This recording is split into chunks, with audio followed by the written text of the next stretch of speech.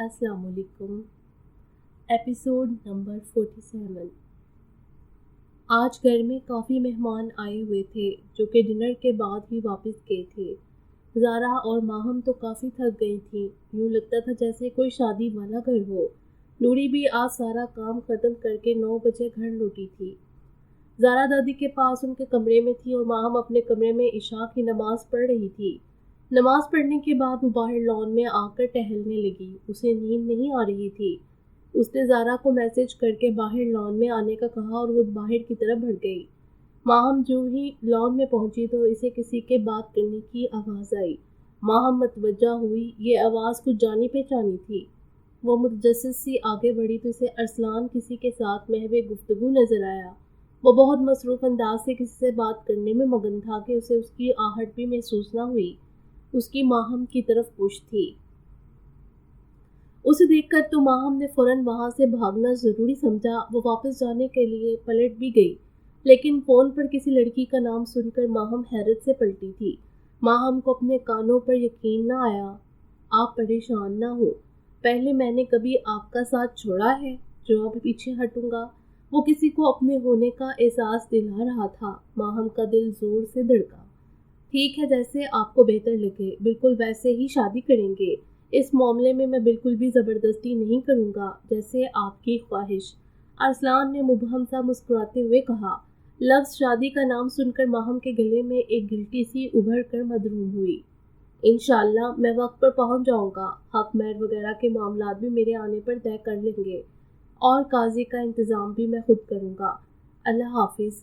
مطمئن سے لہجے میں اپنی بات کہہ کر وہ فون رکھ چکا تھا۔ ادھر ماہم کا دل کیا کہ وہ رو رو کر پورا محلہ اکٹھا کر لے۔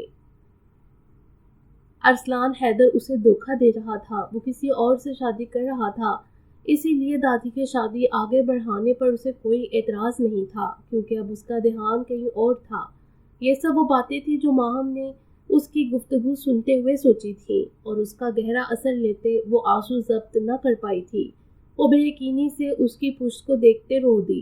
کسی کی موجودگی کا احساس ہوتے ہی اپنے موبائل میں مصروف ارسلان نے ایک سرسری سی نظر پلٹ کر دیکھا۔ اپنے پیچھے ماہم کو کچھ فاصلے پر کھڑا دیکھ کر وہ خاصا حیران ہوا تھا۔ کچھ غور کرنے پر اسے اس کے رونے کا شبہ ہوا۔ لان میں لگے درمیانے سائز کے بلب کی روشنی میں اسے اس کے رونے کا گمان ہوا۔ ماہم، تم یہاں کب آئی؟ تم رو رہی ہو؟ وہ اسے دیکھتے ہوئے اس کے قریب آیا۔ اس کے پاس آ کر اسے روتے دیکھ کر ارسلان نے بے یقینی سے پوچھا۔ ایک پل کو اسے لگا کہ رابعہ بیگم کی طبیعت نہ خراب ہو جس وجہ سے وہ رو رہی ہے۔ ارسلان نے بے یقینی سے اپنی بات پوچھتے ہوئے بے اختیار اس کے بازو تھامی تھی۔ ماہم نے ایک پل میں شدید ناراضگی کا اظہار کرتے ہوئے اس کا ہاتھ اپنے بازو سے جھٹک دیا اور اندر کی طرف بڑھنے لگی، جبکہ اس کے پوچھنے پر رونے میں مزید روانی آئی تھی۔ ارسلان نے بے یقینی سے اس کا بازو پکڑنے پر ماہم کا یہ ری ایکشن دیکھا تھا۔ اسے اس کے غصے اور یوں رونے کی وجہ سمجھ نہ آئی، جبکہ اس کا آنسوں سے بھیگا چہرہ اسے پریشان کر گیا۔ ماہم، رکو یہاں، خبردار اگر ہلی بھی تو بتاؤ مجھے کیا ہوا ہے، رو کیوں رہی ہو؟ تیز تیز چلتے وہ اس کے راستے میں کسی رکاوٹ کی طرح آ کر کھڑا ہوا اور سنجیدگی سے ڈپٹنے والے انداز میں پوچھا۔ اس کے یوں پوچھنے پر ماہم نے بھیگی پلکوں سے اپنا چہرہ اٹھا کر اسے دیکھا۔ ہاں ہٹو پیچھے، دادی کے پاس جا رہی ہوں آپ کی شکایت لگانے، ماہم نے رونے کے دوران ہی اسے دھمکی دینے کے انداز میں ضبط سے کہا، جبکہ اس کی بات سن کر ایک پل کو وہ اسے دیکھ کر رہ گیا۔ مگر میں نے کیا کیا ہے جو تم اس طرح سے رو رہی ہو؟ ارسلان کو اس کا بے وقت رونا اور یوں دھمکی لگانا بالکل بھی سمجھ نہیں آیا تھا۔ اس نے الجھ کر پوچھا۔ دھوکہ دے رہے تھے آپ مجھے، کسی اور سے شادی کرنے والے تھے آپ۔ اگر آج میں اپنے کانوں سے نہ سنتی تو مجھے تو کبھی پتہ بھی نہ چلتا۔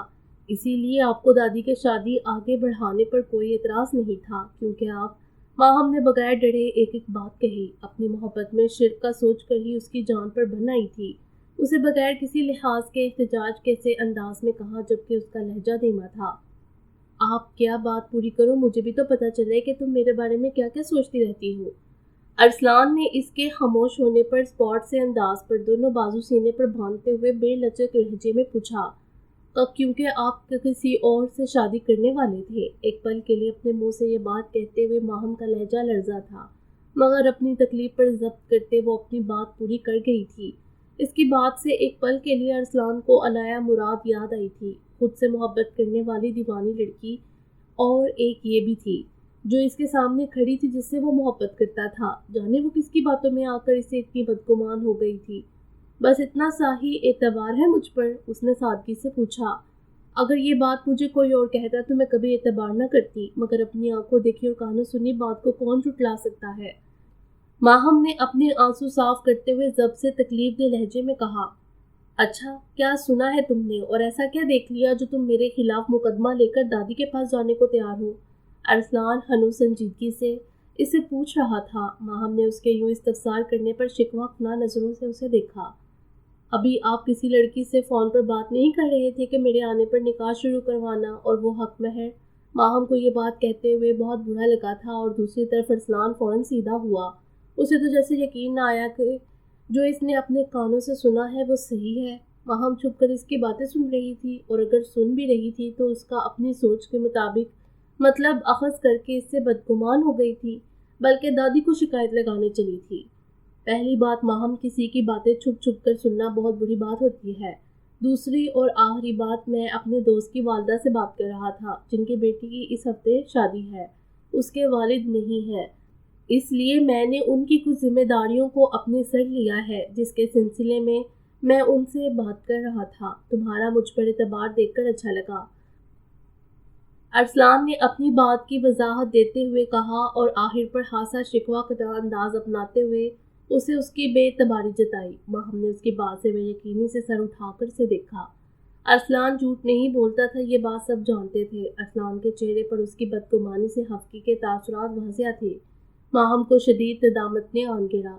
اپنی عقل پر وہ خود کو کوس کر رہ گئی۔ دل نے اس کی آخری بات پر شدت سے ندامت محسوس کی تھی۔ کیا ہو رہا ہے یہاں؟ اتنے سیریس کیوں ہوئے ہیں آپ دونوں؟ زارا جو کہ ابھی لان میں داخل ہوئی تھی، ان دونوں کو اتنا سنجیدہ دیکھ کر وہ حیرانی سے پوچھتی ہوئی ان کے پاس آئی۔ ماہم نے جلدی سے اپنا چہرہ صاف کیا۔ ماہم تم رو رہی ہو؟ بھائی آپ نے کچھ کہا ہے اسے؟ زارا نے ماہم کی نم آنکھیں دیکھ کر اس کے کاندھے پر ہاتھ رکھتے ہوئے فکر مندی سے پوچھا، اور ارسلان کی طرف دیکھ کر اس سے استفسار کرنے لگی۔ یہ تو تم اسی سے پوچھ لو، میری کسی بات پر تو اسے ویسے ہی اعتبار نہیں۔ ارسلان کا انداز خفگی بھرا تھا، وہ اپنی بات کہہ کر جانے لگا۔ ماہم نے روحان سی شکل بنا کر زارا کو مدد طلب نظروں سے دیکھا۔ زارا کو یہاں ہوئی کسی بات کا علم تو نہیں تھا، پر پھر بھی ماہم کی مدد طلب نظروں کا مطلب سمجھتے ہوئے اس نے ارسلان کو آواز دے کر روکا اور اس کے پاس گئی۔ کیا ہو گیا ہے بھائی آپ کو؟ آپ اتنا غصہ کیوں کر رہے ہیں؟ پیار سے بھی تو بات ہو سکتی ہے نا؟ زارا نے اس کا بازو پکڑتے ہوئے سمجھانے والے انداز میں کہا۔ ارسلان اس کی بات پر ایک سانس خارج کرتا ہوا کچھ نارمل ہوا۔ کیا بات ہو سکتی ہے؟ ماہم میڈم کو تو اسٹار پلس میں کام کرنا چاہیے تھا، جو آدھی ادھوری بات سن کر اتنا بڑا سین کریٹ کر دیتی ہے۔ بات اتنی ہوتی نہیں جتنی بنا دیتی ہے۔ ارسلان نے زارا کی بات سے بظاہر مسکراتے ہوئے ماہم کو دیکھ کر کہا۔ ماہم اس کی بات پہ چھپا طنز بخوبی سمجھتی تھی۔ ارسلان کی بات سے زارا با آواز ہنسی تھی۔ ارسلان مذاق کم ہی کیا کرتا تھا، اس کی بات سے زیادہ ماہم کو دیکھ کر کہنے پر زارا ہنستے ہوئے دوہری ہو گئی۔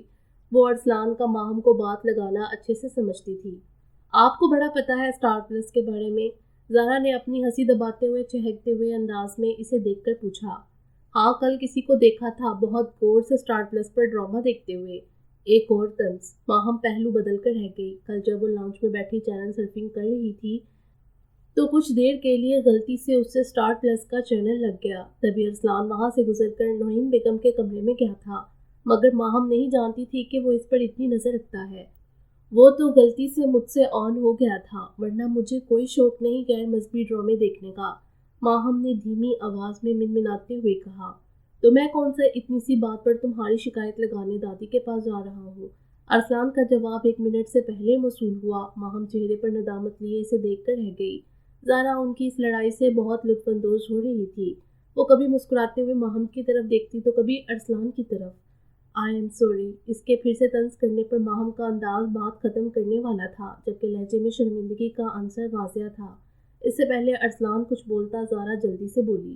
بھائی معاف کرتے، بچی ہے، غلطی ہو گئی، اس سے آئندہ نہیں کرے گی، زارا نے ماہم کی سائیڈ لیتے ہوئے کہا، جبکہ انداز دادی اماں کا سا تھا۔ ارسلان اس کے انداز پر مسکرائے بنا نہ رہ سکا۔ اٹس اوکے، اور میں نوٹ کر رہا ہوں یہ تمہاری زبان بہت چلنے لگی ہے پرنسس۔ ارسلان نے ماہم کی طرف دیکھ کر نرمی سے کہا اور زارا کی ناک پکڑتے ہوئے آبرو اچکا کر پوچھا۔ اس کے یوں خود کو اٹس اوکے کہنے پر ماہم کی جان میں جان آئی تھی۔ اس کے دل سے جیسے ایک بہت بڑا بوجھ اتر گیا ہو۔ بھائی یہ نہ کیا کرے، زارا نے اپنے ناک سے اس کا ہاتھ ہٹاتے ہوئے منت کرنے والے انداز میں کہا۔ اس کی روحانسی سی شکل دیکھ کر ارسلان نے اپنا ہاتھ ہٹا لیا تھا۔ میں ہمیشہ سے ہی اتنا بولتی ہوں، یہ کوئی نئی بات نہیں ہے، اور اب آپ دونوں میری بات سنیں۔ میں نے آپ دونوں کی صلح کروائی ہے تو اب آپ دونوں مجھے ٹریٹ دیں گے، زارا نے مسکراتے ہوئے ان دونوں کی طرف دیکھ کر کہا، جبکہ ماہم اور ارسلان نے ایک ساتھ اسے دیکھا تھا۔ ماہم تو اس کی متشکر تھی، اس لیے وہ تو تیار تھی۔ جس کی غلطی ہے وہ دیکھا، ارسلان نے ماہم کی طرف دیکھ کر کہا۔ میں دے دوں گی، ماہم نے اس کے کہنے پر بہت آہستگی سے کہا۔ زارا اس کے حامی بڑھنے پر چہک اٹھی تھی۔ گڈ، تمہیں دینی بھی چاہیے، ارسلان نے اسے تنگ کرتے ہوئے کہا۔ ماہم نے دوبارہ اس کی طرف نہ دیکھا۔ تو پھر ٹھیک ہے، سنڈے میرے فیوریٹ ریسٹورنٹ میں ہم لوگ ڈنر کریں گے اور بل ماہم دے گی، زارا نے جلدی سے پلان بنایا۔ اوکے، ارسلان اس کی بات پر ایک نظر ماہم کی طرف دیکھ کر ان دونوں کو گڈ نائٹ بولتا ہوا اپنے کمرے میں چلے گیا۔ کہیں نہ کہیں اسے ماہم کا اپنے لیے جذباتی پن اچھا لگا تھا۔ اس کے جانے کے بعد ماہم نے اپنی سانس بحال کی تھی۔ اسے پیسوں کی فکر نہیں تھی، اس کے لیے ارسلان کی ناراضگی جان لیوا تھی۔ تھینک یو سو مچ میری ہیلپ کرنے کے لیے۔ تم نہیں جانتی اگر ارسلان یوں ہی ناراض رہتے مجھے تو پریشانی سے نیند نہیں آنی تھی۔ تم ڈنر کا اس کے بدلے مجھ سے جو مرضی مانگ لو، مجھے قبول ہے، ماہم نے زارا کے دونوں ہاتھ تھامتے ہوئے متشکر سے لہجے میں کہا۔ مائی پلیجر، مگر ہوا کیا تھا جس کے لیے تم اتنا رو رہی تھی؟ ذرا تفصیل سے بتاؤ مجھے، زارا نے مسکراتے ہوئے کہا اور متجسس سے لہجے میں پوچھا۔ ماہم ایک گہرا سانس خارج کرتی وہیں صاف ستھری سبز گھاس پر بیٹھ گئی اور اسے بھی بیٹھنے کا اشارہ کیا۔ اس کے بعد اس نے کچھ دیر پہلے کی ساری رودات اس کے گوش گزار کی۔ اس کی باتوں سے زارا زور سے ہنسی تھی۔ ماہم کی بے وقوفی پر اسے تنگ کرتے ہوئے زارا کی آواز لان میں کافی اونچی تھی۔ پریشانی ختم ہو گئی تھی اب کہ ماہم بھی اپنی بے وقوفی پر ہنس رہی تھی۔ گاڑی میں مسلسل خاموشی تھی۔ وہ دونوں کچھ دیر پہلے ہی حدید کے گھر سے نکلے تھے۔ میڈیسن لینے کے بعد حدید سو گیا تھا تو پھر ہادی باقی سب کو اللہ حافظ کہتا ہوا عمل کے ہمراہ گھر جانے کے لیے وہاں سے نکل گیا۔ وہ خاموشی سے گاڑی چلا رہا تھا اور عمل باہر دیکھنے میں مصروف تھی۔ عمل کو یہ خاموشی بالکل بھی اچھی نہیں لگ رہی تھی۔ وہ بار بار مڑ کر ہادی کی طرف دیکھتی اور پھر سے باہر دیکھنے لگتی۔ ہادی بھی کافی تھکا ہوا تھا۔ وہ پچھلے ایک ہفتے سے آفس سے چھٹیاں کر رہا تھا۔ اس نے حدید کو ایک پل کے لیے بھی اکیلے نہیں چھوڑا تھا۔ حدید بھائی کی فیملی بہت اچھی ہے۔ کچھ دیر بعد عمل نے بات کا آغاز کیا۔ اسے آسیہ بیگم کی نیچر بہت پسند آئی تھی جو کہ دوستانہ طبیعت کی مالک ملنسار خاتون تھی۔ تم اس لیے کہہ رہی ہو نا کیونکہ آنٹی نے تمہیں گفٹ دیا؟ ہادی نے اس کی بات سے سنجیدہ سی نظر اس پر ڈالتے ہوئے کہا۔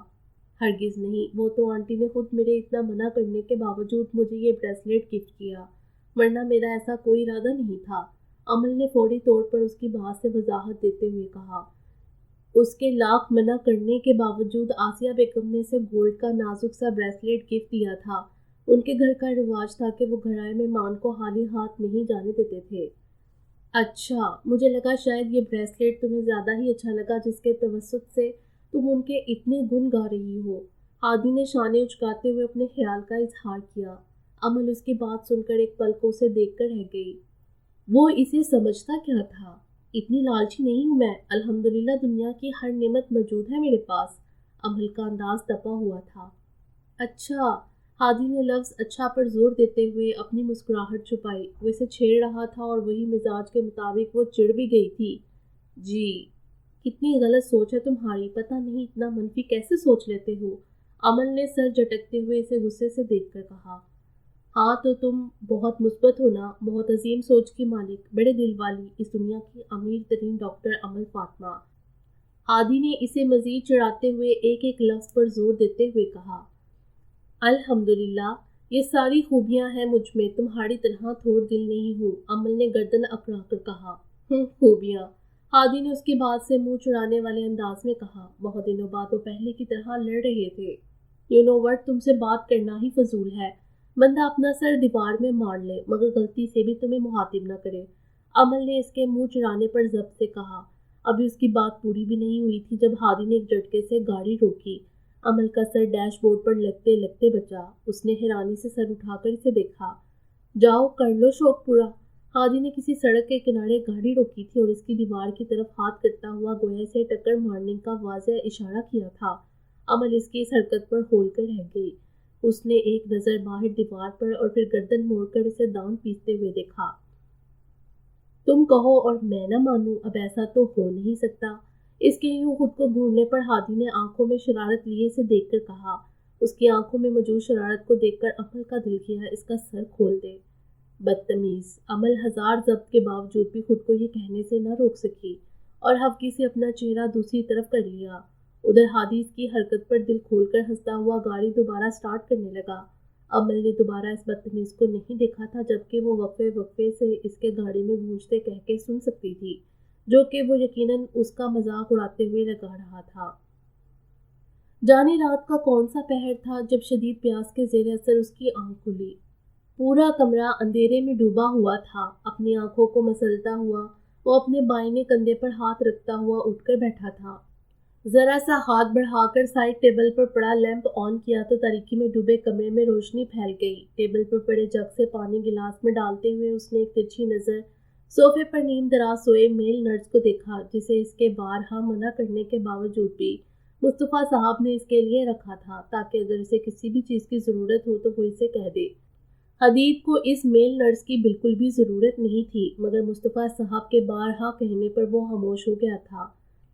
پانی پینے کے بعد حدید نے متلاشی نظروں سے اپنا موبائل تلاش کیا، جو کہ اسے دوسری طرف تکیے کے نیچے دبا ہوا مل گیا۔ موبائل پر ٹائم دیکھا تو صبح کے 5 بج رہے تھے۔ یہ فجر کی نماز کا وقت تھا۔ ڈاکٹر نے اسے جھکنے سے منع کیا تھا۔ جھکنے سے اس کے زخم سے درد کی ایک شدید ٹھیس اٹھتی تھی، جیسے ایک پل کو وہ ضبط کر کے رہ جاتا، مگر اسے نماز پڑھنا تھی۔ اللہ نے اسے ایک نئی زندگی دی تھی، اسے اللہ کی اس نعمت پر اس کا شکر ادا کرنا تھا۔ اپنے اوپر سے کمفرٹر اتارتے ہوئے بیڈ سے نیچے اترا اور ڈریسنگ روم کی طرف بڑھ گیا۔ کچھ دیر بعد کپڑے چینج کر کے باوضو ہو کر وہ باہر آیا اور ایک نظر سوئے ہوئے اس میل نرس پر ڈال کر، جو کہ کل بہت دعوے کر رہا تھا کہ وہ رات کو ایک بھی لمحے کے لیے نہیں سوتا، اس نے قبلہ رخ جائے نماز بچھایا۔ سفید شلوار قمیض حدید پر بہت جچتی تھی، اتنی کہ دیکھنے والے کو اپنی نظریں اس کے صبی چہرے سے پھیرنا مشکل لگتا۔ اللہ نے اسے خوب وجاہت سے نوازا تھا، وہ خوبصورت مردوں میں سے ایک تھا۔ سجدے میں جاتے ہوئے اس نے اپنے دل پر ہاتھ رکھا تھا۔ درد کی شدید ٹھیس اٹھی تھی، مگر حدید اپنا ضبط آزمانا چاہتا تھا۔ اپنے درد کو ضبط کرتے ہوئے اس نے اپنی پوری نماز ادا کی تھی۔ وہ اپنی تکلیف بلائے نماز کے بعد اللہ سے دعا کرنے لگا، جس میں وہ اس کا بے حد متشکر تھا جس نے اسے ایک نئی زندگی سے نواز دیا تھا، اسے اس کی محبت سے کیے وعدے نبھانے کا موقع دیا تھا۔ اپنی دعا ختم کر کے اس نے اپنے چہرے پر دونوں ہاتھ پھیرے تو اسے اپنی آنکھیں واضح طور پر نم محسوس ہوئیں۔ حدید نے نماز مکمل کر کے اپنے دائیں جانب پلٹ کر دیکھا اور بے اختیار مسکرایا۔ ہادی بالکل اس سے ایک قدم پیچھے جائے نماز بچھائے دعا مانگ رہا تھا۔ شاید وہ نماز پڑھ چکا تھا۔ نماز پڑھتے ہوئے حدید نے اپنے پیچھے کسی کی آہٹ محسوس کی تھی، لیکن وہ پلٹا نہیں تھا، کیونکہ اس شخص کو وہ بغیر مڑے بھی پہچان سکتا تھا۔ وہ دونوں ایک ساتھ جائے نماز بچھائے بیٹھے ایک دوسرے کا عکس معلوم ہوتے تھے۔ اپنی دعا مانگ کر ہادی نے اس کی طرف دیکھا، جو کہ مسکراتے ہوئے اسے ہی دیکھ رہا تھا۔ دونوں کی آنکھوں میں ایک دوسرے کو دیکھتے ہوئے طمانینت بڑا سکون تھا۔ کہیں تو اکیلے رہنے دیا کرو مجھے، یہاں بھی پہنچ گئے؟ حدید نے مسکراتے ہوئے اس کے سر پر چپیٹ لگائی۔ تیرے بغیر مسجد میں نماز پڑھنے کو دل ہی نہیں کیا، اس لیے میں نے سوچا جہاں میرا یار وہاں ہی صحیح، اور یہ اکیلے چھوڑنے کا تو سوال ہی پیدا نہیں ہوتا۔ اب تو میں تمہارے سائے کی طرح تمہارے ساتھ رہوں گا۔ ہادی نے اس کی بات سے صاف صاف اپنا مستقبل کا ارادہ بتاتے ہوئے کہا، جس پر حدید مسکرا کر رہ گیا اور جائے نماز سے اٹھ گیا۔ ہادی نے اپنا اور اس کا جائے نماز اٹھا کر طے کیا، اپنا بوریا بسترا بھی یہیں لے آؤ، بس ایک یہی کمی رہتی ہے۔ حدید نے اس کی بات سے غیر سنجیدگی سے کہا اور بیڈ پر آ کر بیٹھتے ہوئے زارا کو کال کرنے لگا۔ وہ اسے فجر کی نماز کے لیے اٹھا رہا تھا۔ گڈ آئیڈیا، مگر ابراہیم صاحب نہیں مانیں گے۔ ہادی نے اپنی بات کہتے ہوئے ایک چپیٹ سوئے ہوئے میل نرس کی سر پر رسید کی۔ وہ ہڑبڑا کر اٹھا تھا اور ان دونوں کی طرف دیکھنے لگا، جو کہ مصنوعی غصے سے اسے گھور رہے تھے۔ یہ تم رات کو کہہ رہے تھے کہ تم الوؤں کی طرح رات کو جاگتے ہو، اور اب کیسے گدھے گھوڑے بیچ کر سو رہے تھے؟ ہادی نے بظاہر سخت لہجے میں پوچھا، جبکہ اس کی شکل دیکھ کر اسے ہنسی آ رہی تھی۔ سر سوری سر، بس ابھی آنکھ لگی تھی۔ اس کے غصہ کرنے پر اس نے خجالت سے کہا، چلو جاؤ کافی بنا کر لاؤ ہم دونوں کے لیے۔ حدید نے اس کی بات کو اگنور کرتے ہوئے نیا آرڈر دیا جس پر وہ کسی جن کی طرح غائب ہوا۔ حدید کوئی 5 دفعہ کال کر چکا تھا مگر زارا کا آج اٹھنے کا کوئی ارادہ نہیں لگتا تھا۔ تم کس کو فون کر رہے ہو اتنی صبح صبح؟ ہادی نے ایک تیرچھی نظر اس کے فون پر ڈالتے ہوئے اس کے پاس بیٹھتے ہوئے پوچھا۔ زارا کو، حدید نے مختصر سا جواب دیا اور پھر سے نمبر ملایا۔ اس بار کال اٹھا لی گئی تھی جس میں سے اس کی نیند میں ڈوبی آواز گونجی تھی۔ صبح بخیر۔ زارا اٹھتے ہی اس کی کال ریسیو کر کے اسے صبح بخیر کہہ کر اپنے اٹھنے کا بتا دیتی تھی مگر اسے حیرانی ہوئی۔ حدید نے آگے سے کوئی جواب نہیں دیا اور کال کاٹ دی۔ اس سے پہلے تو وہ اس کے صبح بخیر کہنے پر کوئی نہ کوئی بات ضرور کیا کرتا تھا مگر آج اس نے کوئی جواب نہیں دیا تھا۔ زارا کی نیند 1 منٹ میں ہوا ہوئی۔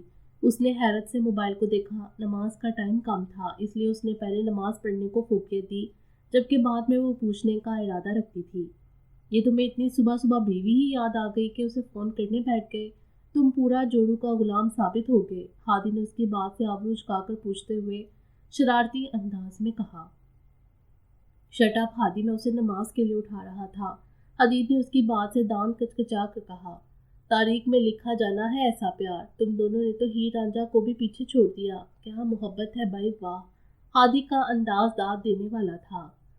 الحمدللہ، ہیر رانجھا تو پرانے دور میں ہوتے تھے، آج کل کے زمانے میں تو لوگ زارا حدید کی محبت کو یاد رکھیں گے۔ حدید نے اس کی بات سے گردن اکڑا کر کہا۔ ایک پل کو اس کا وہی مغرور انداز واپس لوٹ آیا تھا۔ تیری انہی باتوں نے اسے شے دی ہے کہ محترمہ کے اب مزاج ہی نہیں ملتے۔ ہادی کو اپنی مری والی زارا سے ہوئی میٹھی میٹھی ہوئی بے عزتی یاد آئی۔ زارا حدید مصطفیٰ ہے، وہ اتنا ایٹیٹیوڈ تو بنتا ہے۔ حدید نے اس کی بات یاد کرتے ہوئے مسکرا کر کہا۔ ہادی اس کی بات سے پورا اتفاق کرتا ہوا تھا۔ اسے زارا کا بالکل اسی کے انداز میں گلاس توڑنا یاد آیا۔ وہ حدید کو یہ بات بتانے لگا جب میل نرس ہلکی سی دستک دیکھ کر اندر داخل ہوا اور ٹرے پہ رکھے 2 بلیک کافی کے مگ لا کر ان کے سامنے رکھے۔ کافی دیکھ کر وہ باہر چلے گیا تھا۔ کافی کا کپ تھامتے ہوئے ہادی اسے اس کی بیوی کی کارستانی سنانے لگا کہ کیسے محترمہ نے سارا الزام اس کے سر ڈال دیا تھا، جسے حدید مسکراتے ہوئے سن رہا تھا۔ وہ اس کی کیفیت سمجھ سکتا تھا۔ پولیس اسٹیشن میں بے تحاشا رش تھا، رنگ برنگے لوگ، رنگ برنگے لہجے، کچا کچ لوگوں سے بڑا یہ پولیس اسٹیشن کوئی منڈی بازار لگتا تھا جہاں آمد و رفت تھمنے کا نام نہیں لیتی تھی۔ وہ پچھلے 1 ہفتے سے زیادہ حوالات میں بند تھا۔ اصغر علی ہر روز آ کر اسے یہاں سے رہا کروانے کی امید دلاتا تھا مگر وہ ابھی تک اسے یہاں سے نکال نہ سکا تھا۔ اس سے پہلے تو وہ 1 دن سے زیادہ جیل میں رہا ہی نہیں تھا۔ یہ نیا پولیس والا کسی کی نہیں سن رہا تھا، نہ کسی کی دھمکی میں آ رہا تھا۔ حماد کے زخموں کو آرام آ چکا تھا۔ وہ پاگلوں کی طرح دن رات لاک اپ میں شور و غل برپا کر کے رکھتا تھا۔ یہاں ایک ایک لمحہ وہ جس اذیت سے گزر رہا تھا اس کا اندازہ اس کی ستی ہوئی وحشت زدہ شکل سے لگایا جا سکتا تھا۔ وہ شکل سے کوئی پاگل دکھتا تھا۔ عمل کو تنگ کر کے وہ 1-2 دن بعد اپنی پہنچ کے زیر اثر باہر نکل آتا تھا مگر اس بار مقدمہ ابراہیم صاحب نے نہیں، مصطفیٰ صاحب نے کیا تھا، جنہوں نے شہر کے مہنگے سے مہنگے وکیل کو اس کیس کے حل میں لگا دیا تھا۔ وہ حماد کو عمر قید سے کم سزا دلوانے کا ارادہ نہیں رکھتے تھے۔ اس نے ان کے لہتے جگر پر ہاتھ ڈالا تھا۔ ان کی پہنچ کمشنر سے بھی اوپر تھی جو کہ ان کے ساتھ تھے۔ دوسرا یہ کیس اون ہینڈل کر رہا تھا۔ کسی میں اتنی جرأت ہی نہیں تھی کہ وہ اون جیسے ایماندار آفیسر کو خریدتا۔ البتہ دھمکیوں سے اون گھبرانے والا نہیں تھا۔ کوئی ہے باہر نکالو مجھے، کوئی سن رہا ہے مجھے، ایک دفعہ باہر آنے دو، تم سب کو جان سے مار دوں گا، تم سب لوگ نمک حرام ہو، ایک ایک سے بدلہ لوں گا، باہر نکالو مجھے۔ وہ حوالات کی سلاحوں کو تھامے باہر تیزی سے آتے جاتے پولیس والوں کو دیکھ کر دھمکیاں دیتے ہوئے چلا رہا تھا، سلاحوں کو جھنجھوڑ رہا تھا۔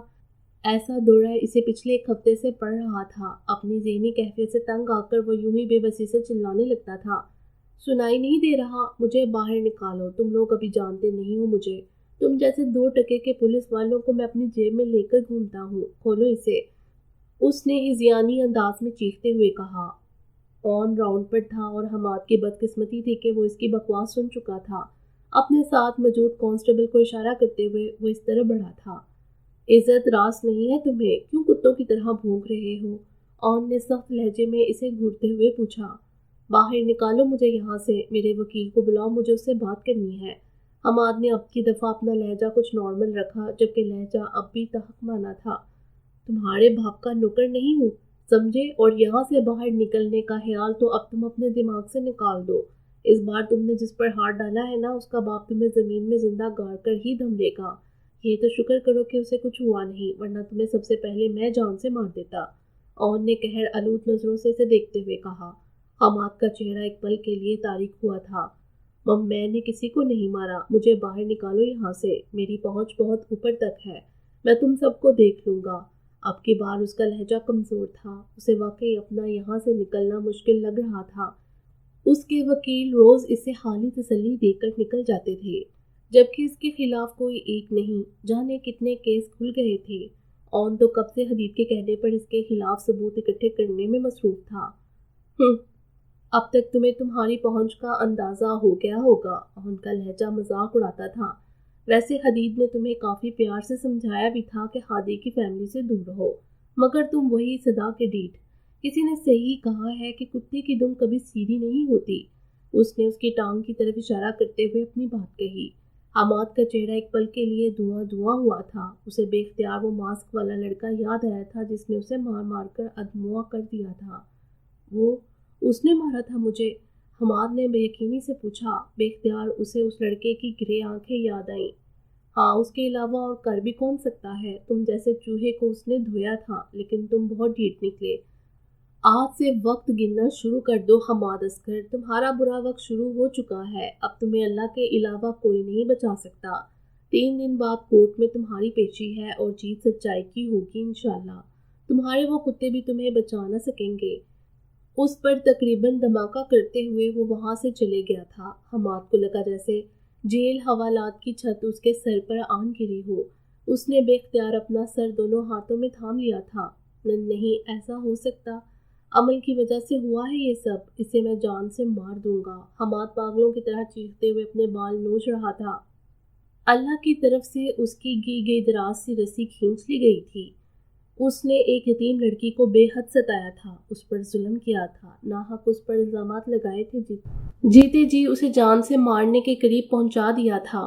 اس پر زندگی تنگ کر دی تھی، لوگوں کے سامنے اسے رسوا کرنے سے دریغ نہیں کیا تھا، جانے کتنی بار اس پر ہاتھ اٹھایا تھا، اور اب اس کا برا وقت شروع ہو چکا تھا۔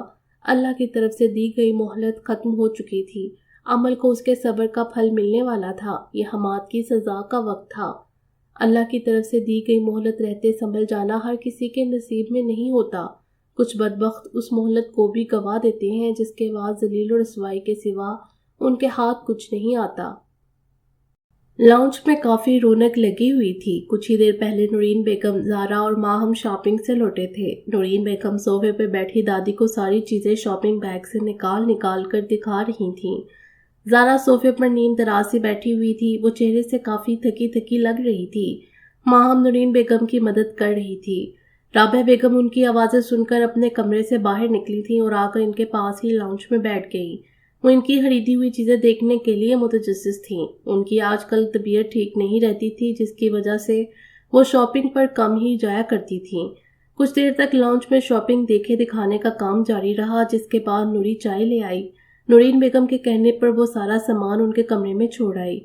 زارا، چائے پی لو پھر سو جانا۔ وہ جو نیم دراز سی اپنا سر صوفے کی پشت پر گرائے بیٹھی ہوئی تھی، تھکاوٹ کے باعث کب اس کی آنکھ لگی اسے خبر ہی نہ ہوئی۔ نورین بیگم نے اس کے پاس بیٹھتے ہوئے اس کا شانہ ہلاتے ہوئے کہا۔ زارا ہلکا سا سر دباتے ہوئے سیدھی ہوئی۔ وہ صبح سے اٹھی ہوئی تھی، جبکہ آج نماز پڑھ کر اسے سونے کا ٹائم ہی نہیں ملا تھا، جس کی وجہ سے اب اسے اپنے سر میں ہلکا سا درد اٹھتا ہوا محسوس ہو رہا تھا۔ اس نے سیدھے ہو کر بیٹھتے ہوئے نورین بیگم کا بڑھایا ہوا چائے کا کپ تھام لیا۔ تھک گئی ہو ذری؟ دادی نے متفکری سے پوچھا۔ دادی، آپ اسے نہیں، مجھ سے اور بڑی امی سے پوچھیں۔ اس لڑکی نے ہمیں بہت ہوار کیا ہے، وہی پرانی عادت، کچھ پسند ہی نہیں آتا۔ زارا کے بولنے سے پہلے ہی ماہم نے جھٹ سے کہا۔ زارا نے اس کی بات سے حفکی سے اسے دیکھا۔ نورین بیگم ماہم کی بات سے پورا اتفاق کرتی تھی، اس لیے سر اس بات میں ہلا کر اس کی بات کی تائید کی۔ دادی اس کی جلد بازی پر مسکرا دی۔ بس آپ لوگوں کو تو میری قدر ہی نہیں ہے، صبح سے آپ لوگوں کی ہر بات مان رہی ہوں، پھر بھی آپ لوگ مجھے ہی سنا رہے ہیں۔ زارا نے خفگی سے سر جھٹک کر کہا جبکہ انداز معصومانہ تھا۔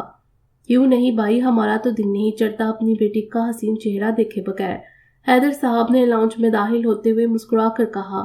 یقیناً وہ زارا کی بات سن چکے تھے۔ ان کی بات سے زارا کے چہرے پر مسکراہٹ دوڑ گئی۔ حیدر صاحب اس کے مسکرانے پر اس کے پاس آ کر بیٹھے اور پیار سے اس کے بالوں پر بوسہ دیا۔ ماہم نے ٹرالی سے ایک کپ نکال کر حیدر صاحب کے لیے بھی چائے بنائی۔ نورین بیگم اور دادی زارا کو حیدر صاحب سے رازدارانہ انداز میں گفتگو کرتے دیکھ مسکرا دی۔ زارا کی پرانی عادت تھی، ان کے گھر آتے ہی وہ انہیں سارے دن کی روداد سنانے لگتی تھی۔ اماں، میں سوچ رہی تھی کہ حدید کو گھر آئے ایک ہفتہ ہو چلا ہے تو کیوں نہ ایک دفعہ دوبارہ اسلام آباد کا چکر لگائیں۔ ویسے تو فون پر روز میں اس کی طبیعت پوچھتی ہوں، مگر مجھے لگتا ہے میں خود بھی جانا چاہیے، اسے اچھا لگے گا۔ نورین بیگم نے سنجیدگی سے دادی کی طرف دیکھ کر کہا۔ حدید کے نام پر زارا کے کان اس طرف متوجہ ہوئے تھے۔ ہاں، یہ تو بہت اچھا سوچا تم نے، میں خود تم سے یہی بات کرنے والی تھی۔ بس تم اور حیدر کل ہی اسلام آباد کا چکر لگاؤ۔ میں نے حدید کے لیے کچھ چیزیں منگوائی ہیں، وہ بھی اسے دیتے آنا۔ دادی نے چائے پیتے ہوئے ان کی بات سے مطمئن سے انداز میں کہا۔ جیسے آپ کا حکم، حیدر صاحب نے دادی کے کہنے پر تابع داری سے کہا، جس پر دادی نے مسکرا کر انہیں دیکھا۔ نورین بیگم نوری کو آواز دیتے ہوئے اپنے کمرے میں چلی گئیں۔ رابعہ بیگم تو اپنی چائے لے کر پہلے ہی کمرے میں جا چکی تھیں۔ ماہم برتن کچن میں رکھنے چلی گئی۔ دادی حیدر صاحب سے کچھ بات کر رہی تھی جبکہ زارا اپنی چائے کا کپ ہاتھ میں تھامے مسلسل حدید کے بارے میں سوچ رہی تھی۔ جانے کیوں اس نے صبح بغیر کچھ کہے فون کاٹ دیا تھا۔ زارا نے پاس پڑے اپنے موبائل کی اسکرین آن کر کے دیکھا، جس پر سوائے ہانیہ کے میسیجز کے اور کوئی نوٹیفیکیشن نہیں تھا۔ مطلب اس نے آج سارا دن اسے کوئی میسج بھی نہیں کیا۔ زارا کا دل ایک پل کو چھوٹا سا رہ گیا۔ پھر کچھ سوچتے ہوئے وہ اپنے چائے کا کپ ٹیبل پر رکھتی اپنا موبائل اٹھا کر اپنے کمرے کی طرف بڑھی تھی۔ رونی یار، آواز آہستہ کرو، ماں آ گئی تو دونوں کو ڈانٹ پڑے گی، حدید نے اپنے پاس بیٹھے رونی کی گردن پر ہاتھ پھیرتے ہوئے پیار سے کہا۔ اس کے بعد سنتے رونی نے اپنے دونوں پنجوں میں ریموٹ کو دبا کر آواز ہلکی کی تھی۔ وہ آج بہت دنوں بعد حدید کے کمرے میں آیا تھا، جبکہ حدید نے اسے خود بلایا تھا۔ اتنے دنوں سے وہ رونی سے ملا نہیں تھا۔ رونی تو اس کے گلے لگ کر باقاعدہ رویا تھا، شاید وہ بھی حدید کے بغیر اداس ہو گیا تھا۔ حدید کو اس کے یوں رونے پر بے حد پیار آیا۔ اس کی پسند کی مووی LCD اسکرین پر چل رہی تھی، جسے رونی حدید کی گود میں بیٹھا بڑے انہماک سے دیکھ رہا تھا۔ رونی ایک صحت مند پلا ہوا ڈاگ تھا۔ وہ حدید کی گود میں پھیل کر بیٹھا ہوا تھا۔ رونی کو دیکھ کر کوئی بھی سہم جاتا۔ شکل سے وہ کافی خطرناک لگتا تھا۔ اگر زارا یہاں ہوتی تو اسے دیکھ کر ہی اپنے حواس کھو بیٹھتی۔ جسے حدید اتنے پیار سے اپنی گود میں بٹھایا اس کے ساتھ لاڈ کرنے میں مصروف تھا۔ رونی، تمہارے بال بہت بڑے ہو گئے ہیں، کیا خیال ہے اس سنڈے کٹنگ نہ کروا لیں؟ حدید نے اس کے بالوں کی اچھی خاصی لمبائی دیکھتے ہوئے پوچھا۔ اسے رونی کے یہ لمبے بال کچھ خاص پسند نہیں تھے۔ اس کی بات سے رونی نے نفی میں سر ہلایا اور پھر سے اسکرین کی طرف متوجہ ہوا۔ شاید اس کا نیا کٹنگ لینے کا موڈ نہیں تھا۔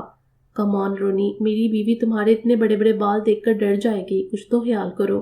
حدید کا انداز منانے والا تھا۔ جانے رونی کو کیا سمجھ آئی تھی، وہ اس کی طرف دیکھتا ہوا ہنس دیا۔ حدید نے اس کے ہنسنے پر آنکھیں چھوٹی کر کے اسے دیکھا۔ مذاق اڑا رہے ہو میرا؟ بہت تیز ہو گئے ہو تم مووی دیکھو، میں اپوائنٹمنٹ لیتا ہوں سلون سے۔ حدید نے اپنی بات اس کا ہلکا سا کان کھینچتے ہوئے کہی اور پھر اپنا موبائل اٹھا کر اس کے لیے سلون سے اپوائنٹمنٹ لینے لگا۔ وہ ابھی اپنی کانٹیکٹ لسٹ میں سے نمبر تلاش کر رہا تھا جب اس کی موبائل اسکرین پر زارا کی کال آئی۔ حدید نے حیرانی سے موبائل اسکرین کو دیکھا۔ زارا اسے خود سے کال نہیں کیا کرتی تھی، اس لیے اس کی حیرت متوقع تھی۔ السلام علیکم، مجھے لگتا ہے آپ نے غلط نمبر ڈائل کر لیا ہے، یہ آپ کے شوہر محترم کا نمبر ہے جسے آپ کبھی خود سے کال نہیں کرتی۔ حدید نے کال ریسیو کرتے ہی میٹھے لہجے میں طنز کیا، جبکہ وہ ایک پل میں اپنی حیرت چھپا گیا تھا۔ وعلیکم السلام، میں کیوں نہیں کر سکتی؟ زارا کے انداز میں حیرت تھی، جبکہ اس کے یوں یاد دلانے پر ایک مسکراہٹ اس کے لبوں پر نمودار ہو کر غائب ہوئی تھی۔ تم سب کو فون کر سکتی ہو سوائے میرے، اس لیے حیران ہونا تو بنتا ہے۔ فرمائیے کیا کام ہے؟ حدید کا انداز اسپاٹ تھا، جبکہ اس کا شکوہ بجا تھا۔ وہ جب سے یہاں سے گئی تھی اس نے ایک بار بھی پلٹ کر اس سے بات نہیں کی تھی۔ حدید، ایسے کیوں بات کر رہے ہو اور تمہیں ایسے کیوں لگا کہ میں کسی کام سے ہی تمہیں فون کروں گی؟ زارا کو لگا وہ اس سے ناراض ہے، جبکہ اسے وجہ سمجھ نہ آئی۔ اتنے دنوں بعد اس نے آج صبح اس کی آواز سنی تھی۔ اس سے پہلے تو وہ ہانیہ کو روزانہ دن میں 2-3 بار کال کر کے اس کی طبیعت کا پوچھا کرتی تھی۔ ہاسپٹل میں اس سے بات ہی نہیں ہو پائی تھی، وہ کبھی سویا ہوتا تھا تو کبھی مصروف۔ تو پھر کس لیے فون کیا ہے؟ حدید کا انداز ہنوز اسپاٹ تھا۔ زارا کا دل چھوٹا سا رہ گیا۔ تمہاری طبیعت پوچھنے کے لیے فون کیا ہے؟ زارا نے اس کے اتنے سنجیدہ انداز پر اداسی سے کہا۔ جانے وہ کیوں اس سے اتنی بے اعتنائی سے بات کر رہا تھا، اسے اس کے اس لہجے کی عادت نہیں تھی۔ تو پوچھو۔ حدید کا انداز یوں تھا جیسے کہہ رہا ہو کرو مجھ پر یہ احسان۔ زارا اس کے انداز پر ضبط کر کے رہ گئی۔ کیا پوچھوں؟ آواز سے تو لگ رہا ہے جیسے کسی سے لڑائی کر کے بیٹھے ہو اور سارا غصہ مجھ پر نکال رہے ہو۔ لگتا ہے غلط وقت پر فون کر لیا میں نے۔ زارا نے ضبط سے خاصا بیویوں والے انداز میں سر چٹک کر کہا۔ ایک پل کو تو وہ جو اس سے روٹھا بیٹھا تھا اس کے انداز پر مسکرائے بغیر نہ رہ سکا۔ ہاں تو تمہیں کون سا میری پرواہ ہے، بہت گناہ ملے گا تمہیں۔ اپنے بیمار شوہر کو چھوڑ کر خود اپنے گھر جا کر بیٹھ گئی۔ حدید کا انداز ہفکی بڑا تھا۔ پرواہ؟ کوئی گناہ نہیں ملے گا مجھے۔ شوہر نہیں ہو ابھی تم میرے، نہ کچھ ہو، اس لیے اپنے سارے گلے شکوے فی الحال اپنے پاس ہی رکھو۔ زارا اس کی بات سن کر ایک جھٹکے سے سیدھی ہوئی تھی۔ اس نے کتنی آسانی سے کہہ دیا تھا کہ اسے اس کی پرواہ ہی نہیں ہے، اور ادھر وہ اس کی فکر میں دن رات گھلتی رہی۔ زارا نے بغیر لحاظ مروت کے تب کر جواب دیا۔ ہاؤ روڈ آر یو زارا؟ اس کے بعد سے حدید نے اپنی مسکراہٹ دباتے ہوئے حیرانگی سے کہا، جبکہ اس کے انداز پر اس کی ناراضگی جاگ بن کر بیٹھ گئی تھی۔ اپنے بارے میں کیا خیال ہے؟ اس کی بات سے زارا نے اسے اس کے کچھ دیر پہلے والے رویے کا احساس دلانا چاہا۔ اپنے بارے میں تو میرے خیالات بہت نیک ہیں، حدید نے اسے مزید تپاتے ہوئے کہا، جبکہ انسان کو اپنے بارے میں دوسروں سے پوچھنا چاہیے۔ کبھی کبھی خواہ کی خوش فہمی ہمارے نقصان کا باعث بنتی ہے۔ زارا کا انداز مشورہ دینے والا تھا۔ کتنی سمجھدار ہو تم زارا، میں خواہ تمہیں انڈر ایسٹیمیٹ کر رہا تھا۔ ویسے ہمنا کہہ رہی تھی کہ میں نے تم سے شادی کرنے میں بہت جلد بازی کی ہے۔ اس کی سرخ پڑتی ناک کو سوچ کر اس نے محسوس ہو کر ہمنا کی کہی بات اسے بتائی۔ میں نے تمہیں منع کیا تھا کہ تم اس سے کوئی بات نہیں کرو گے، پھر بھی تم نے اس سے بات کی۔ کوئی بات تو مان لیا کرو میری۔ اس کی بات سے زارا کے لہجے میں ناراضگی گھلنا شروع ہوئی۔ اس ہمنا کو تو سوچ کر ہی زارا حیدر کو اپنا سارا خون چہرے پر جمع ہوتا ہوا محسوس ہوا۔ تم مانتی ہو جو میں تمہاری بات مانوں؟ اس کا لہجہ مقابل کو زج کرنے والا تھا۔ فائن، میری بلا سے تم ہمنا سے بات کرو، اس سے ملو، اس سے شادی کرو، مگر اب مجھے فون نہ کرنا۔ اللہ حافظ۔ اس کی بات سے زارا نے زج ہو کر تنک کر کہا اور فون رکھنے لگی، جب حدید کی غیر سنجیدہ سی آواز اس کی سماعت سے ٹکرائی۔ اسٹامپ پیپر پر لکھ کر دو کہ تمہیں کوئی اعتراض نہیں۔ حدید کا لہجہ پکی اجازت لینے والا تھا۔ زارا مشتعل ہوئی۔ اس نے بغیر اس کی بات کا جواب دیے فون کاٹ دیا۔ موبائل آف کر کے اسے بیڈ پر اچھال کر وہ خود بیڈ گراؤنڈ سے ٹیک لگا کر بیٹھ گئی۔ اس کے مزاج کو سمجھنا کبھی کبھی زارا حیدر کو بہت مشکل کام لگتا تھا، کبھی کبھی اسے ہادی اور حدید میں کوئی فرق نہیں لگتا تھا۔ وہ دونوں ایک ہی سکے کے دو رخ تھے، دوسروں کو زج کرنے کے معاملے میں وہ ایک سے تھے۔ اسے یوں فون رکھ دینے پر اس کا ہفکی بڑا چہرہ سوچ کے حدید کافی دیر تک ہنستا رہا۔ اسے زارا کا یہ بیویوں والا انداز بہت پسند تھا۔ زارا کو تنگ کرنے کا بھی ایک الگ مزہ تھا، جس کا سرور اس وقت حدید کے چہرے سے جھلک رہا تھا۔ یہ کمرے کی کیا حالت بنائی ہوئی ہے، ابھی صاف کروا کر گئی تھی میں تمہارا روم۔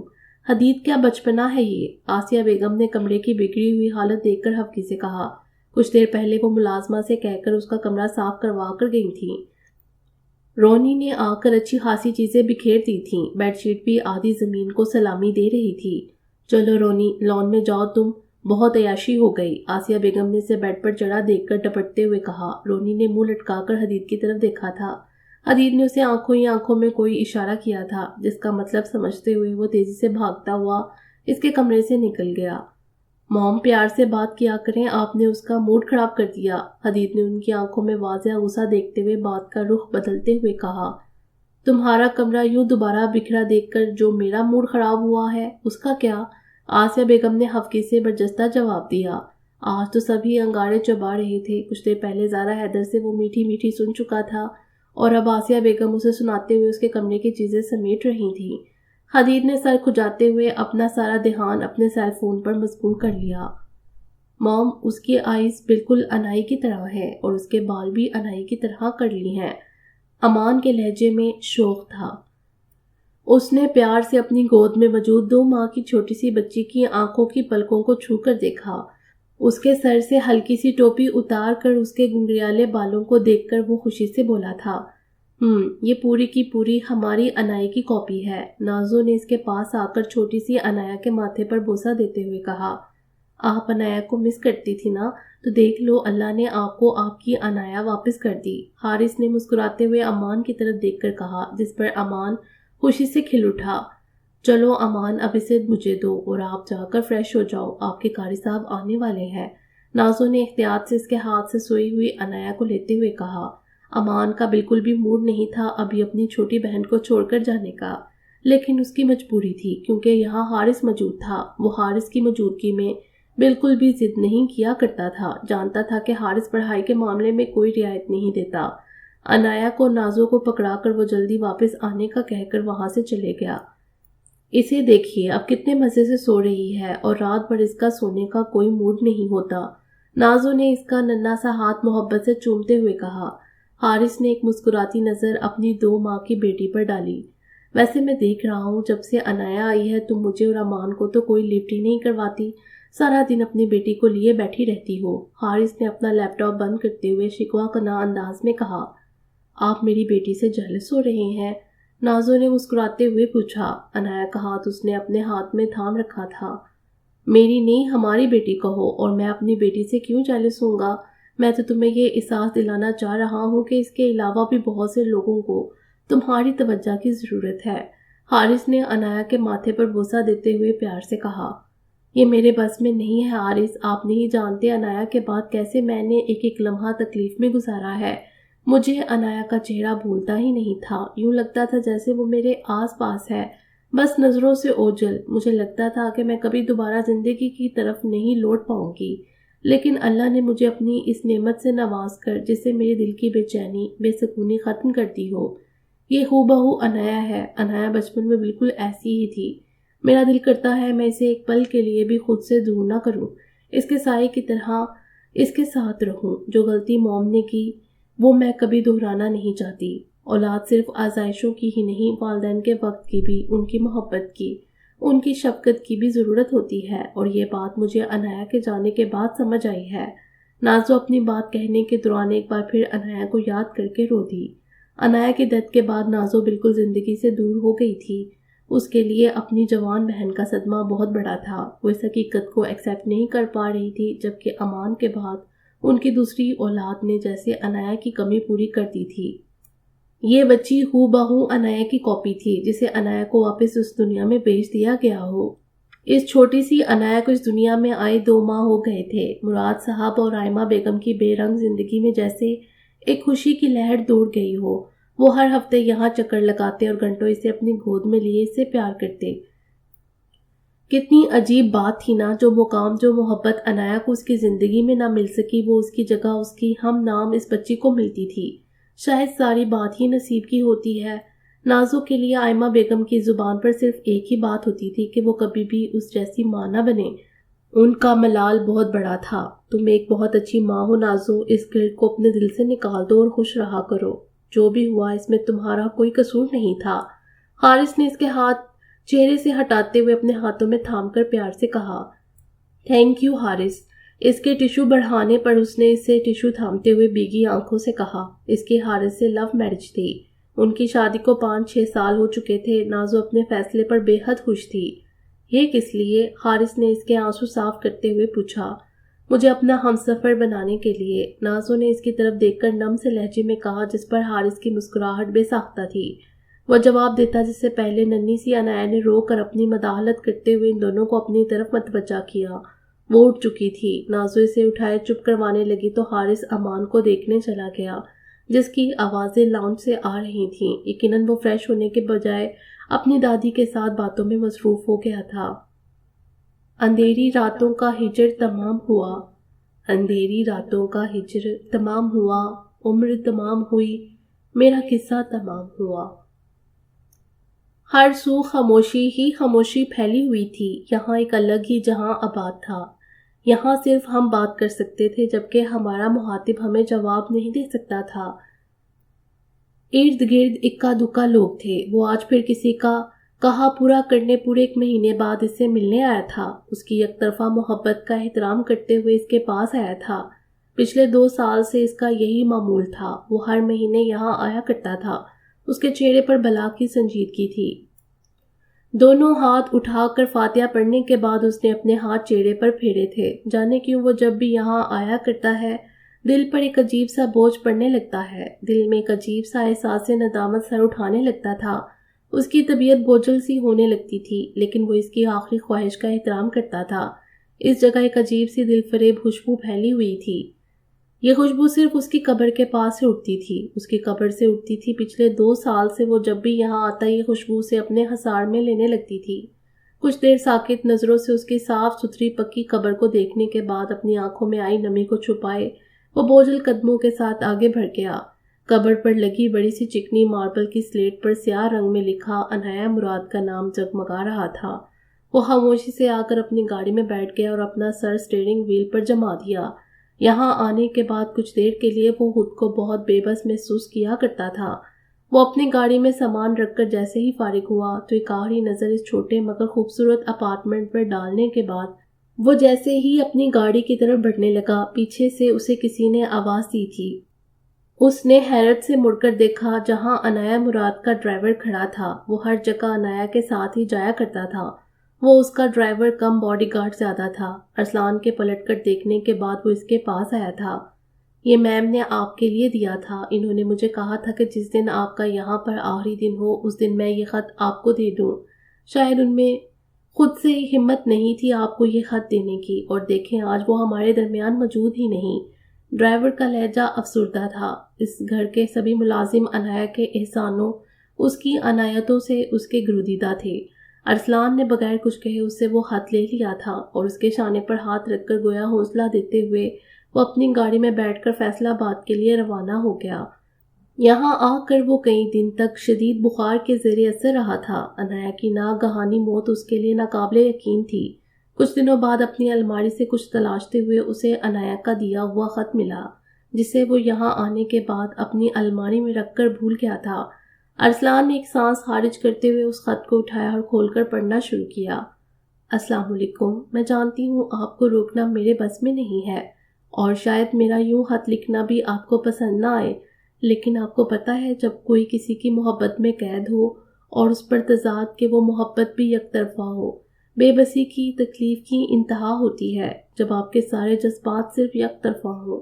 خیر، میری عزت نفس مجھے اجازت نہیں دیتی کہ میں آپ کو حاصل کرنے کے لیے کوئی بھی ناجائز طریقہ اپناؤں۔ اب تو صرف میری اللہ سے یہی دعا ہے کہ جب میں اس دنیا سے جاؤں تو آپ میرے قریب ہوں، میرے آس پاس ہوں۔ صرف آپ سے ایک التجا ہے کہ اگر میں آپ سے پہلے مر جاؤں تو آپ اپنے قیمتی وقت میں سے مجھ دیوانی کے لیے صرف چند لمحے نکال کر میری قبر پر مجھے ملنے آئیے گا۔ روزانہ نہ صحیح تو ہفتے میں ایک بار، اگر ہفتے میں نہ صحیح تو مہینے میں ایک بار، لیکن پلیز اسے میری آخری خواہش سمجھ کر اس کا احترام ضرور کیجیے گا۔ آخر پر اس نے اپنے دستخط کیے ہوئے تھے۔ یہ خط عنایہ کی ڈیتھ سے 1 دن پہلے لکھا گیا تھا، جسے عنایہ نے ان دنوں اپنے دل کی عجیب ہوتی حالت کے پیش نظر لکھ کر اپنے ڈرائیور کو دیا تھا کہ ارسلان کے یہاں سے جاتے وقت وہ اسے دے دے، کیونکہ شاید وہ خود میں اتنی ہمت نہیں رکھتی تھی کہ وہ اسے جاتا دیکھ سکتی۔ اس خط کو پڑھ کر ارسلان کی آنکھیں بے ساختہ نم ہو گئی تھیں۔ وہ اس لڑکی کے لیے کچھ بھی نہیں کر سکتا تھا۔ کتنی سچی تھی عنایہ کی محبت کہ اللہ نے اس کی دعا قبول کر لی تھی۔ جب اس کی آنکھیں بند ہوئیں تو ارسلان اس کے پاس تھا۔ اس نے ارسلان کی گود میں سر رکھا ہوا تھا۔ ہنوز اسے دیکھتے ہوئے اس نے ٹوٹے ہوئے لہجے میں کہا تھا کہ اس کی آخری خواہش پوری ہوئی، لیکن تب ارسلان اس کی بات سمجھ نہ سکا تھا، جبکہ اب وہ اس کی اس بات کا مطلب سمجھ گیا تھا۔ یہ سب یاد کرتے ہوئے وہ بمشکل ماضی سے نکلا تھا۔ اسٹیئرنگ وہیل سے سر اٹھا کر وہ سامنے کی طرف متوجہ ہوا اور گاڑی سٹارٹ کر کے مین روڈ پر لے آیا۔ اب اس کا رخ واپس فیصل آباد کی طرف تھا۔ احد کے بارے میں اس کے ڈرائیور نے اسے بتایا تھا کہ عنایہ اس کے خاندان کی کس طرح مدد کرتی تھی۔ عنایہ کی ڈیتھ کے 2 مہینے بعد ارسلان احد سے ملا تھا۔ وہ عنایہ کا نام لیتے ہوئے بہت رو رہا تھا۔ جس طرح عنایہ نے بے لوث ہو کر اس کی مدد کی تھی ایسے کوئی بھی نہیں کر سکتا تھا۔ احد کو یہ بات ارسلان سے ہی پتہ چلی تھی۔ اس کی نیکی کو آگے بڑھاتے ہوئے قائم رکھتے ہوئے ارسلان نے اسے ایک اسٹیشنری کی دکان ڈال دی تھی، جس سے احد کے گھر کا گزارا بہت اچھے سے ہو رہا تھا۔ وہ پچھلے 2 سالوں سے دکان چلا رہا تھا۔ اس کی تینوں بہنوں کی شادی بھی ارسلان نے ہی کروائی تھی۔ احد 12ویں جماعت کے پیپر دے چکا تھا اور اپنے پیروں پر کھڑا تھا۔ ارسلان نے اسے ہر مہینے پیسے دینے کی بجائے ایک مستقل کاروبار کروا دیا تھا تاکہ اسے کسی کے سامنے جھکنا نہ پڑے۔ اس دن فون پر بھی وہ احد کی چھوٹی بہن کے لیے اس کی ماں سے بات کر رہا تھا، جس کی شادی احسن طریقے سے ہو گئی تھی۔ احد اور اس کی ماں ارسلان کی اس مہربانی پر اس کے متشکر تھے۔ ارسلان نے احد کو اپنی پڑھائی جاری رکھنے کا سختی سے کہا تھا، کیونکہ وہ نہیں چاہتا تھا کہ وہ صرف اسے اپنی کمائی کا ذریعہ سمجھ کر اپنی پڑھائی چھوڑ دے۔ احد کو پڑھنے کا خود بھی بہت شوق تھا۔ وہ اور اس کی ماں کی زندگی بہت آسان ہو گئی تھی۔ اگر عنایہ نہیں تھی تو اللہ نے اس کی جگہ کوئی اور وسیلہ بنا دیا تھا، کیونکہ وہ مختلف وسیلوں سے اپنے بندوں کے کام سنوارنا جانتا ہے۔ باقی انشاءاللہ اگلی ویڈیو میں امید ہے آپ کو یہ ویڈیو پسند آئی ہوگی۔ ہمارے چینل کو سبسکرائب کریں اور بیل آئیکن کو پریس کر دیں ہمارے چینل کی لیٹسٹ اپڈیٹس حاصل کرنے کے لیے۔ شکریہ۔